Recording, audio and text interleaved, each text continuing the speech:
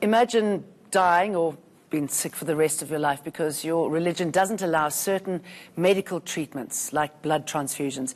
It took a court order to change the minds of parents, or try to force them to change their minds, who forbid a blood transfusion for their sick children. As Jehovah's Witnesses, they believe the procedure is against their religion. And this is based on 3 Bible verses, they say, guide them on the use of blood. So should religious rights trump human rights? We did try to get someone on from the church who has declined until the case is over. So, our guest tonight, acting head of the Department of Health in KwaZulu-Natal, Dr. Musa Gumede, in our Durban studio. A former member of Jehovah's Witnesses, Clement Mabunda, who is now senior editor of a blog called thinkingwitnesses.org, and Jerry Bongani Mayaba, a director at McRobert Attorneys who specializes in medical malpractice. Very good of all of you to join us tonight. Thank you. Thank you. Dr. Musa Gumede, can you tell us why the health department got involved in these 3 cases, in this one case involving 3 families? Yes, good evening, Jane. The department unfortunately had to go to court on behalf of the children who were in our care as patients when required treatment. But when we offered this treatment, which also required a blood transfusion, and when this was offered as part of the treatment, the families did not accept that treatment as an option. And because of the seriousness of the conditions they had, and blood transfusion being a critical part of their treatment, we had no option but to plead with the courts on behalf of the children to actually intervene. And what were your concerns as far as the children are concerned? What would happen if they weren't to have these blood transfusions? Certain conditions have very few options, and this condition that they had required blood transfusion as the main source of their treatment, and therefore, if not given, there was a serious risk that we could lose the children.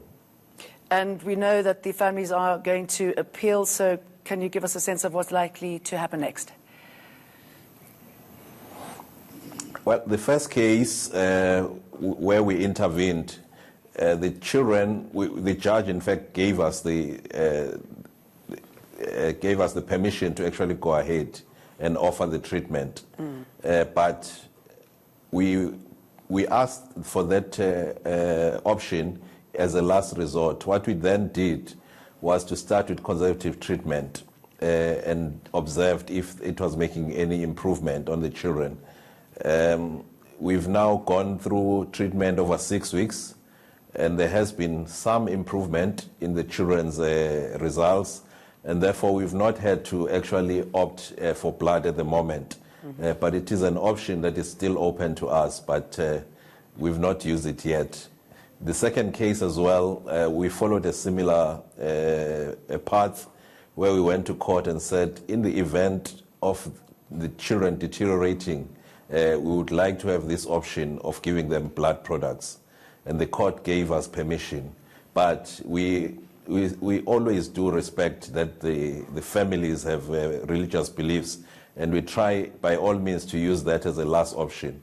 Even in the second case, we are still on conservative treatment, monitoring very closely the hemoglobin of the children. And if it drops, would, with the backing of the court, have no option but to then offer them blood products. Okay. Jerry Bongani Mayaba, I mean, what do you make of this interjection by the KZN body there, and how it's been played out in the courts? I think, Jane, listening to Dr. Gumede as he speaks, one gets a sense that in most cases, these are urgent matters which cannot wait.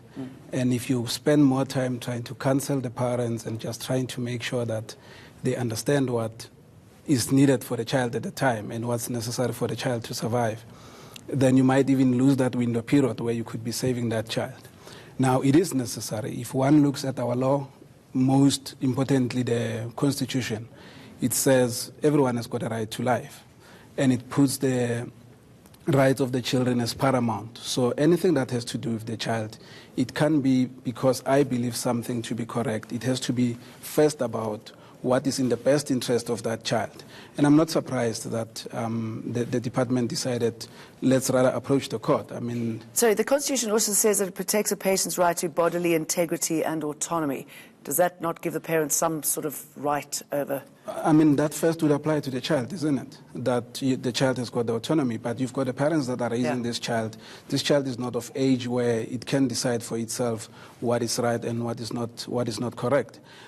So that's why then you need a court. If the parents cannot agree with the doctors, you need a court to come and say, as the paramount, as the upper guardian of the children, then there must be a ruling made. And I mean, as far as I understand, as I hear from Dr. Gumede, there is an interim order, and the court was forced to make that order to say, in case of a need, you may proceed against the will of the parents. And then the parents have been given a chance, which is what is important here and what we need to note, that the parents have been given a chance. There's a return date in which the court said to them, go prepare your papers, come and convince us. Because one of the parents, the argument that one of the parents raised is that there is other alternative methods. And the court said, if it is so, please get an expert report that outlines the alternative methods, and then this court will consider the case in that way. Okay, so done as respectfully as it probably could do. Yes. Clement Mabunda, you're a former Jehovah Witness. Tell us what we are seeing here and the rights of the parent within the church and their religion. So this is very interesting because what we have here is a conflict between perhaps on the one hand, freedom of religion, and on the other hand, freedom, or rather the right to life. And so the question then is, which of these two constitutional rights is above the other? So when you look at a Jehovah's Witness is taught that their religion is important, it's of paramount importance, and that as per their leaders, who are known as the governing body, aka the faithful and discreet slave, who occupy the position tantamount to that of the Pope, if they decide that this scripture, as far as it speaks on blood, can actually be translated to mean that transfusions are not allowed, then every Jehovah's Witness must comply therewith, because this is not simply a recommendation or a suggestion, it's an order. It's mandatory. And if one does not comply with that mandate, there will be consequences. Because you're talking about the blood now, let's look at those scriptures, because Jehovah Witnesses swear by these 3 Bible verses to support their refusal for blood transfusion. Only you shall not eat flesh with its life, that is its blood, Genesis 9:49. If anyone of the house of Israel or of the aliens who reside among them eats any blood, I will set my face against that person who eats blood and will cut that person off from the people. And then the last one is, for it has seemed good to the Holy Spirit and to us to impose on you no further burden than these essentials, that you abstain from what has been sacrificed to idols, and from blood, and from what is strangled, and from fornication. If you keep yourselves from these, you will do well. Farewell. There we go. Is that it in a nutshell? I mean, in a nutshell, right, that okay. it is, correct.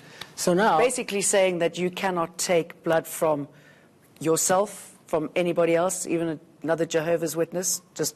It's interesting if you put it in context, especially in Genesis, where it said that you could now eat meat, but do not eat the blood, because the life of the soul is in the blood. Now, moving over to the book of Acts, this was repeated once again. It said you must abstain from blood, but this is very broad. It does not say abstain from blood transfusions.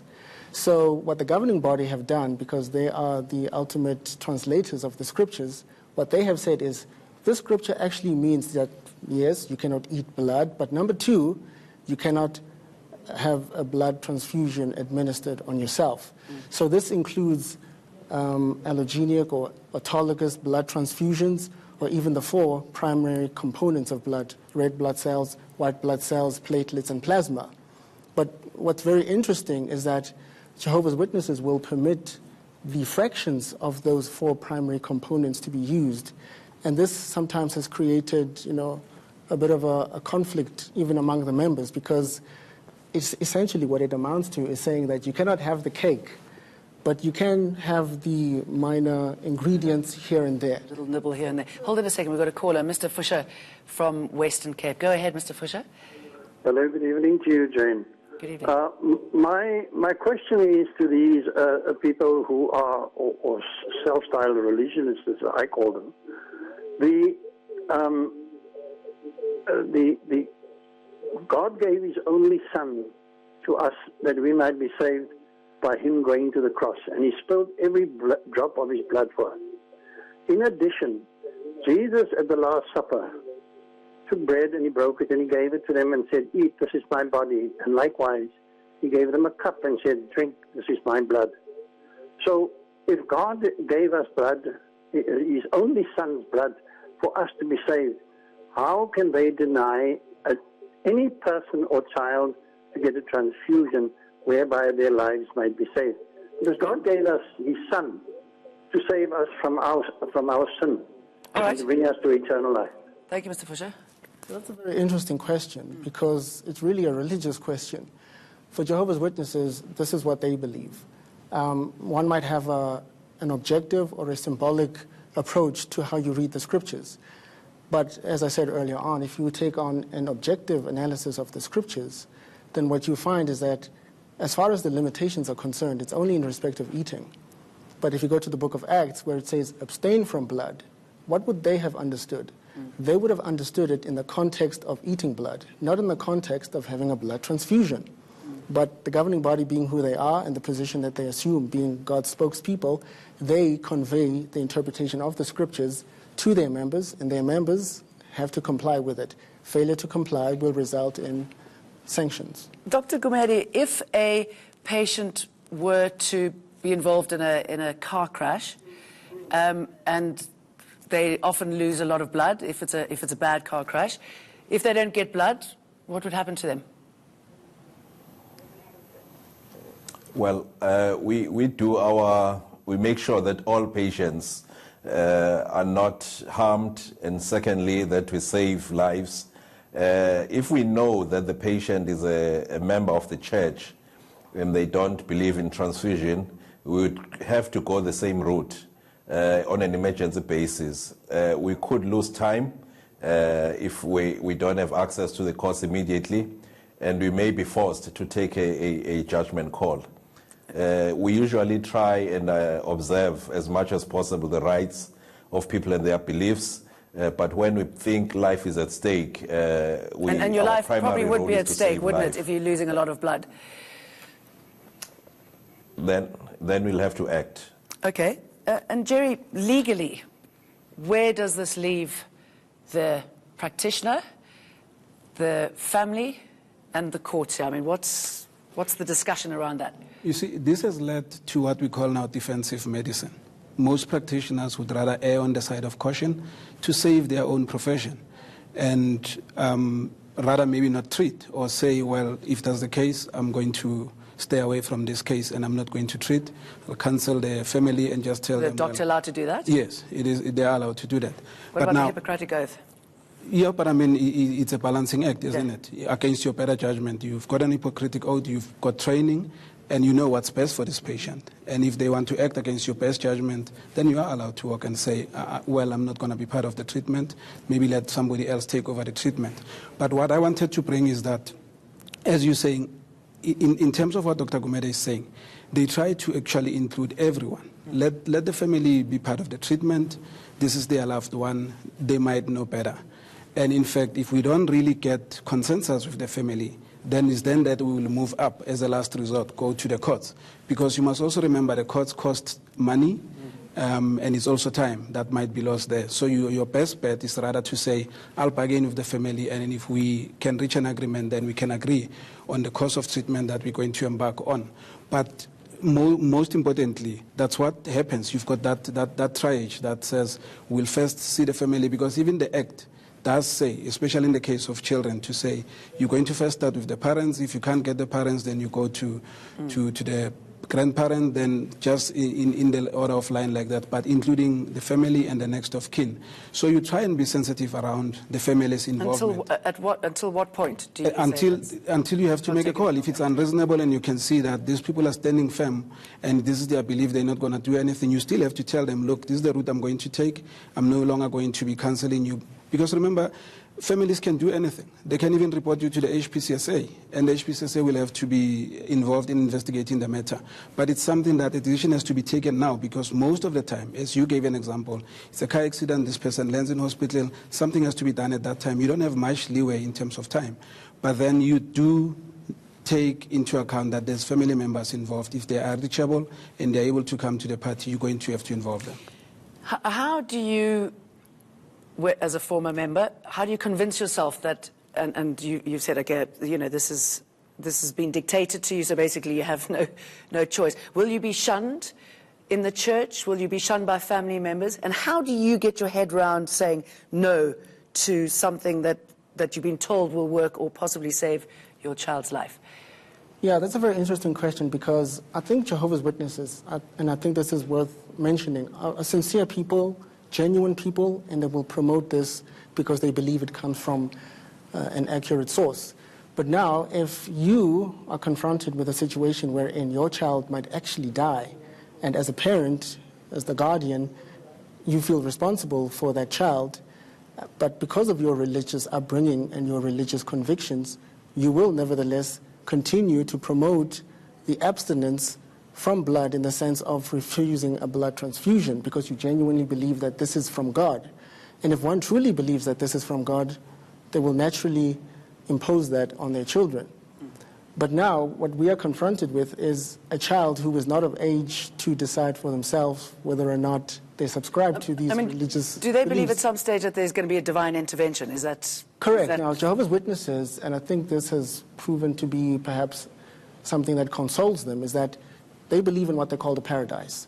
So they believe that someday in the near future, this world will come to an end in the sense of Armageddon, and thereafter God will bring about a paradise. So all those faithful individuals, including those who may have died faithfully in this sense being you stuck to our mandate of not transfusing blood, will then enjoy a resurrection and come back to this earth, and it will be a paradise. All the bad people will be eliminated, and they can get to enjoy life. So in that sense, death for a Jehovah's Witness is not a fearful thing for the most part.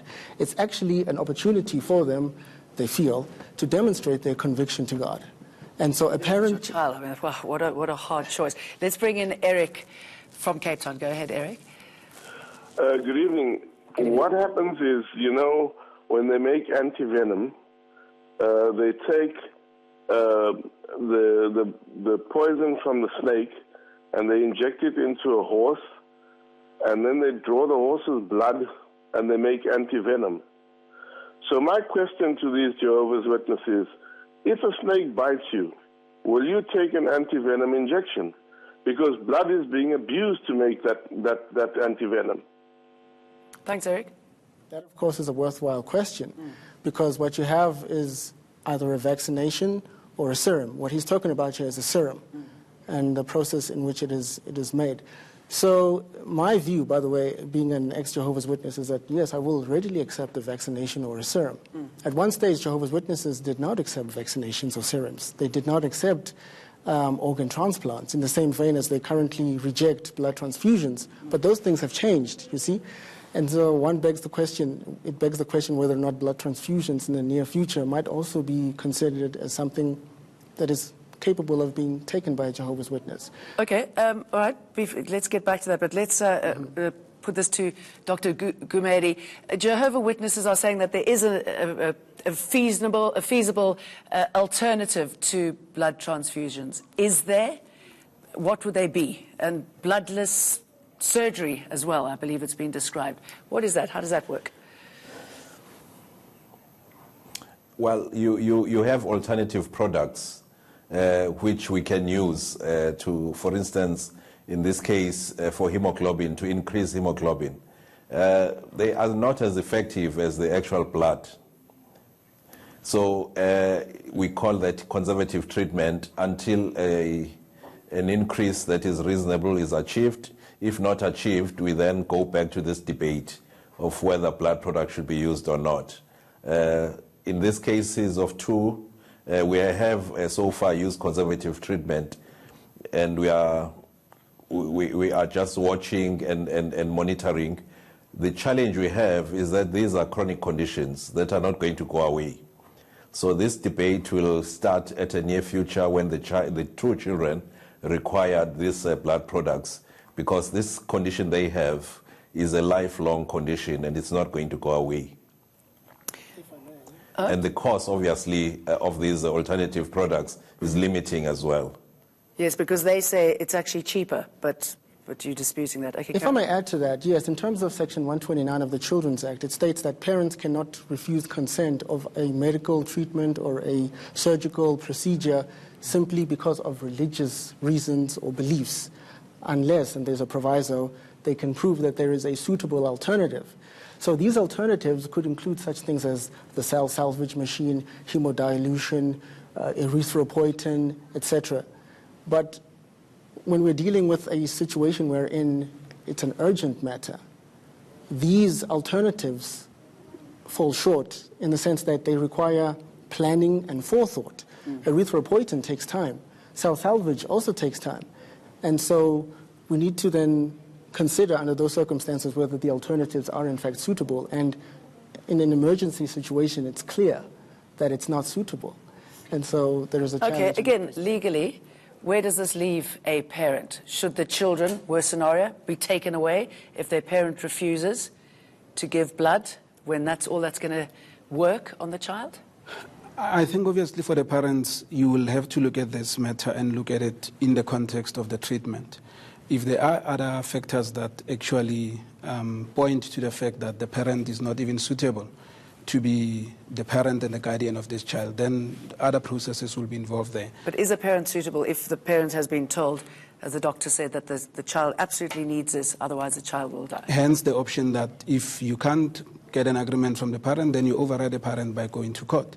And the court as the upper guardian, the High Court as the upper guardian of the children, will have to make that call, which will override the parent's decision. Because you also wonder how you get the parents to, even if the court says you've got to provide this treatment, what will force the parent to take the child there in the first place? Yes, then that's where also the institutions have to be involved. I mean, the hospital cannot actually be able to do that. You need to then involve other institutions like your social development and the like to also monitor, to say this is a special case, this is the child that needs monitoring, and we need to ensure that the court's decision and also the court's order actually is adhered to. So then you might employ services of social workers and people like that to actually make sure that it is adhered to. But obviously it's a bit of a difficult one, because you're not going to be there living with that child day to day and actually making sure that you monitor it. But there are other interventions that can be put in place to make sure that at least the court's order is adhered to. Why did you leave? I found, first of all, I became a Jehovah's Witness at the age of 16. This was in 2005. And so as a young person, I was convinced that this was the truth. What I was taught on paper, as we say in law, it was prima facie true. But it's only as you grow up and you start to interrogate your religion, you start to realize that it is not the truth in the simplest terms, but it is only a truth in the sense of a concept. And so I was confronted with a situation wherein, having invested so much time, so much energy into this religion, do I now continue promoting it or forsake it? And having experienced what we call in psychology as cognitive dissonance, that is a conflict between what you believe and the reality, I found myself in a position wherein I decided, no, let me leave. But leaving, as we mentioned earlier, is not a simple thing for a Jehovah's Witness, because merely holding a different view is sufficient to have you disfellowshipped. And having left, what I experienced was the wholesale loss of my social sphere, because everyone who's a Jehovah's Witness thereafter is not permitted to have any kind of dialogue with you. And so it stifles any meaningful dialogue as far as our discussion of the tenets of the religion. Or possibly even taking something like this further forward. Clement Mabunda, Dr. Musa Gumede, and Jerry Bongani Mayaba, thank you very much. It's a pleasure. With festive season traffic upon us, why are converted panel vans masquerading as minibus taxis still on our roads years after warnings were issued? That's up next on Checkpoint.